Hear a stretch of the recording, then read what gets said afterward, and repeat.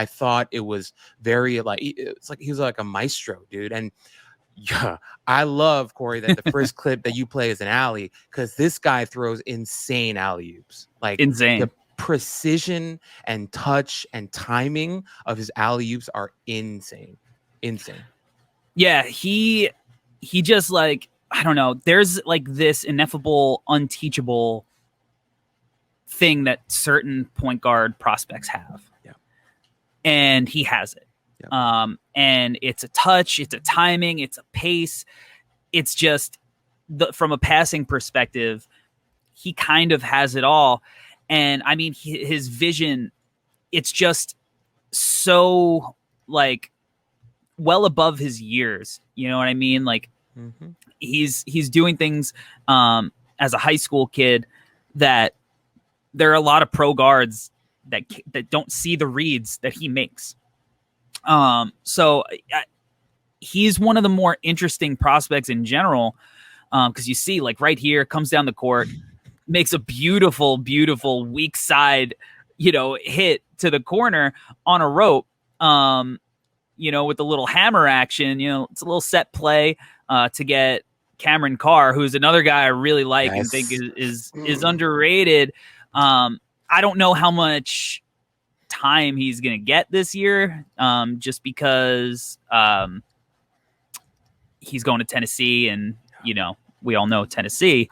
But when he made, like, Cadeau made Cameron Carr's life easier, he made Jacoby Walter's life easier. I mean, this is another weak side hit. He gets dribble penetration. Like, he's super quick too. Like, he's quick twitch, and he can make those improvisational reads. He can make reads off of set plays, and that quick twitch ability to get paint touches just allows him to show off a lot of his really fun playmaking potential. And like, the other thing is, like, he doesn't always have to make the flashy pass either. Like, he's fully capable of, like, hey, I know that the first thing that I need to be able to do is like hit my roll man, and have some rim gravity. So everybody has to shift the defense. And, like, this is a really simple little pocket pass, but not a lot of guards can make the pocket pass. It sounds so stupid, but it's real shit. Like, it's such a simple pass that it's almost a lost art. And I think this is where, when you say some of the stuff that CP3 does, like the fact that he has the versatility, the setup there, to create space and get guys off balance, it's all really nuanced stuff that you don't see from a high school kid. I remember, Kenny Smith saying, like, you could immediately tell he's the best player on the floor. Even, it doesn't matter what his size is. It's just, there's something that you feel when you watch him. And it's this winning quality that he brings to the table. And, for all the reasons that you stated. First off, I hate you because you brought out the Cameron Carr take before me. And I like that guy, Corey. What the hell, dude? Watching him, I'm like, sniper. He can really shoot the ball. But like, the thing that you mentioned, which is a freaking great point, is that Cameron Carr definitely was able to shine a lot because of Cadeau. Like, they would run pick and roll action, and Cameron Carr's strong corner, and you could see like the defenders and like the defender in the corner just like absolutely being like tortured, man. They're like, how the hell do we cover these guys in this action? Like, yeah, obviously you're not supposed to help strong corner a lot, but like it was really tough to watch the defense. Should be like, how the hell are we supposed to deal with this? And I haven't done my preseason top 5 yet. I just have a long list of names, and I keep scrambling them all over the place. But I really think Cadeau's going to be a top 5 guy for me. Like, in the same way that you really like Middleton, I think Cadeau's there for me because, and I said it before, Corey, once again, not to be like a hot takey type of thing, but I think it's in, relation with everything that you said as well. Like, the stuff that he's doing, it's hard to not remember or think of Chris Paul, man. Like, even this play that you're showing right here with like the quick handle, like the in-between stuff, and he's getting downhill and throws like just a perfect lob right here. Like, who does this remind you of? It has to be Chris Paul with the size and everything. And really good athlete as well. And the jumper, like I personally believe in the jumper. Like, I think it's only going to get better. I like how like he jumps really high on the jumper too. I like it a lot, man. And I think it's what you're saying. I think not everything with Cadeau is going to be a number or a statistic. A lot of it is going to be influential. I think he's an extremely influential basketball player, and that's something that is not always quantifiable in numbers, but can be felt on the floor in presence and by the teammates. And I think Cadeau is just one of those guys, and that's kind of where I'm landing right now. I think he's an influential basketball player, and regardless of him being like, I look at him, he just looks like Chris Paul's size. Like, I think they're the same height. And I love that he's wearing the number 3. So I love this player, man. And I love these clips that he's showing right now, too. Yeah, he's going to make UNC a lot of fun to watch. His jumper, I'm a big buyer in. Yeah, I dude. love the high elevation. Like, he knows that, all right, I'm a little smaller, so I got to elevate on my jumper a lot. It's smooth. It's repeatable. He's got like these combos, with the in and out, freeze you, splash right over. That's Miro Little, who's headed to Baylor. Like, that's a tough shot, and it looks easy for him.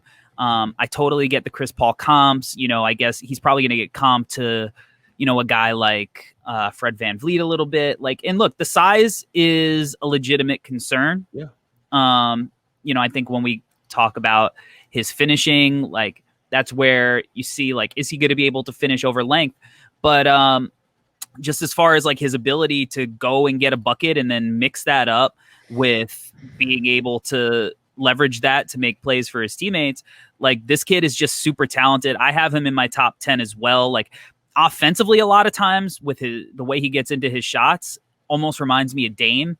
And look, these are big names that we're throwing out. And like, I if he was 6'4", I think he'd probably unequivocally be my number 1 player in the class.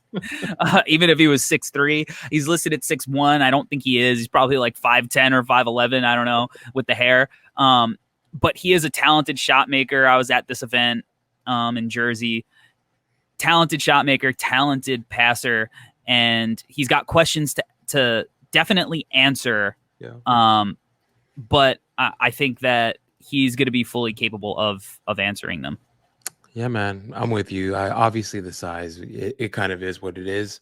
The optimist in me wants to believe that maybe he can continue to grow in college, but probably won't happen. But it's okay. It's okay. I think he brings enough with everything else. And Corey, like the influential stuff that we're talking about with him, I think sometimes all that can overcome size and overcome athleticism. But he also is a good athlete as well, which I like. So, I'm really excited to see what that looks like. What he looks like in UNC with that roster. Excited to see what he looks like, as the competition gets higher and harder. And I think you're going to show some finishing at the rim now, which is going to be interesting to talk about as well, because I think he is a good athlete and shows good touch. But he's going to have to continue to work on like the in-between stuff as well, because I think that's a big part of his game that I think is an area of growth. Yeah, I think this is like, these are the opportunities that he needs to take advantage of, where like the bigs are pulled out of the paint a little bit and he could use his first step to kind of get into the paint when it's not super crowded. You mentioned the in-between game, and that's something that I think is going to be really important for him. Yes. Let me pull up the number here from Synergy. He was 44.6% at the rim in the half court, which is low in high school. Yeah. And then he was 3 for 18 on floaters for 16.7%. So he is going to have to get that in-between game down. Now, low sample on like the floaters, but just in general, I think for him to really be like a guy who cements himself as a top 10 player, as a lottery guy at his height, because we see that NBA teams are afraid. We saw, Kennedy Chandler, already had his contract revoked. And this is a guy who had a great command on the game. There was a lot to like about his game, but there was just something, where he just, it's hard to have these smaller guards on the court at the end of games, because they're going to get targeted. So he has a lot of questions to ask, and that's, finishing against length. It's going to be defensively, because he's a bulldog. He fights, he's good at moving his feet defensively and playing with his chest. And he's got good anticipation. But at the end of the day, this is not a guy who has a super long wingspan, and he's not tall. So like he's really got to win with his IQ and feel on that end as well. So there are questions certainly, but in this class, I have him top 10, and I think North Carolina is going to win a lot of games with him leading them.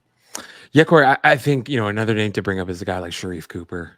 Yeah. Another guy that when we did the pod on Sharif, we were in love with the playmaking and, his touch around the rim and all that stuff. But, that size limitation stuff is hard. And Corey, for me, like personally, I think, we've done this is like our third cycle already, but like I've never been huge on like the smaller guards.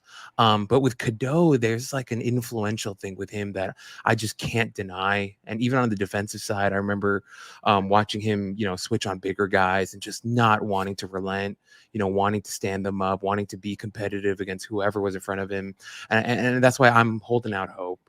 If he can continue to work on that in between stuff and, continue to improve on, some of the finer details, who knows? Like you just mentioned, in this class, he may end up going in that range that we're talking about.